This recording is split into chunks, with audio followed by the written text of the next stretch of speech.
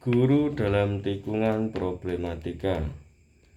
Ketika sang guru Kungfuzi diusir dari kerajaan, si murid dengan sukarela mengikuti sang guru mengelana ke berbagai daerah, dan ketika kitab-kitab yang dibawa sang guru di kereta terjerembab di sungai es, maka si murid dengan serta-merta menjeburkan diri ke sungai es tersebut untuk mengambil kitab-kitab yang jauh tenggelam, meskipun si murid ini akhirnya harus membayar mahal dengan kehilangan nyawa.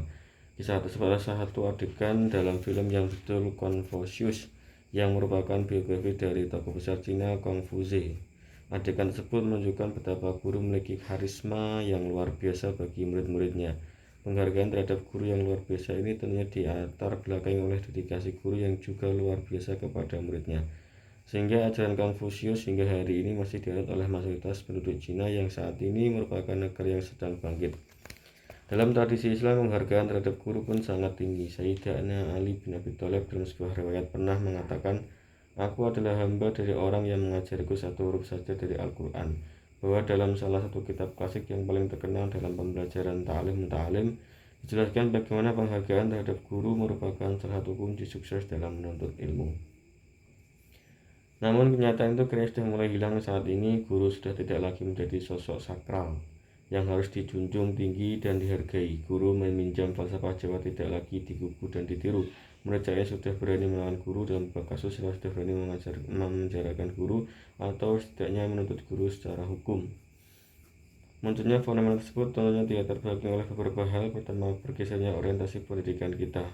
Pendidikan kita tidak lagi berorientasi pada mendidik manusia untuk baik, tapi lebih mengajar manusia untuk cerdas. Dalam tataran yang lebih praktis, pendidikan lebih berorientasi untuk mendapatkan pekerjaan. Sampai sini, seperti saat titik tahu banyak seperti robot, sedangkan sekolah tidak beda dengan sebuah pabrik. Padahal pendidikan pada hakikatnya tidak hanya menjadikan manusia menjadi cerdas dan terampil, namun juga menjadi baik. Kedua, gejala pragmatisme guru saat ini boleh jadi sangat sedikit sekali guru yang ikhlas dalam mengajar. Ikhlas di sini bukan hanya persoalan materi, namun lebih sebagai pengajawantahan, niat beribadah, atau orientasi moral spiritual. Mengajar adalah upaya aktualisasi diri, begitu juga meminjam bahasa Maslow. Munculnya kebijakan sertifikasi guru semakin menandaskan gejala pragmatisme ini. Pada derajat tertentu, guru mengajar bukan lagi karena suara hati, namun lebih karena tuntutan profesi. Ketiga, arus demokratisasi dan kebebasan yang sepi makna. Demokratisasi yang terjadi pasca reformasi membawa arus penguatan hak asasi manusia bagi warga negara. Hal ini di satu sisi memang sangat positif, namun di sisi lain mendorong setiap orang untuk berlindung di bawah isu HAM tersebut. Dalam kaitannya dengan pendidikan, terjadi depatronisasi terhadap guru, artinya guru di hadapan siswa tidak lagi dipandang sebagai pribadi yang tinggi dan harus dihormati, namun lebih sebagai partner alam pembelajaran.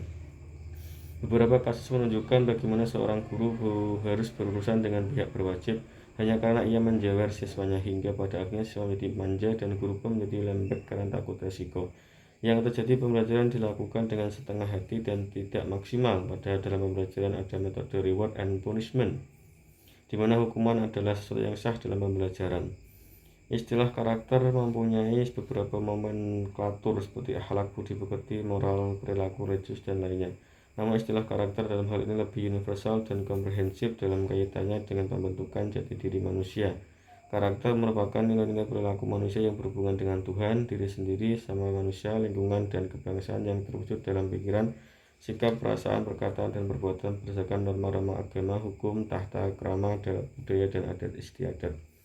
Jika dikaitkan dengan istilah pendidikan, maka pendidikan karakter dapat diartikan sebagai suatu sistem penanaman nilai-nilai karakter kepada warga sekolah yang meliputi komponen pengetahuan, kesadaran atau kemauan, dan tindakan untuk melaksanakan nilai-nilai tersebut, baik terhadap Tuhan, diri sendiri, sama lingkungan, maupun kebangsaan, sehingga menjadi manusia insan kamil.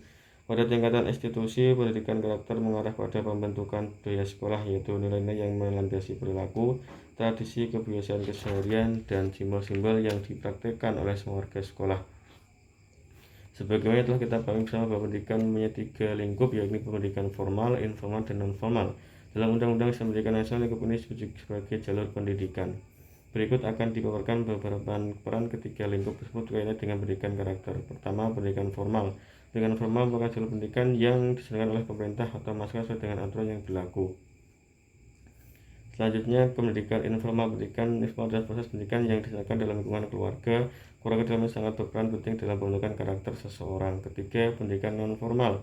Meskipun dalam Undang-Undang Sistem pendidikan non-formal bukan pendidikan pelengkap bagi pendidikan formal, namun pendidikan non-formal menyangkut segala interaksi siswa dalam lingkungan masyarakat.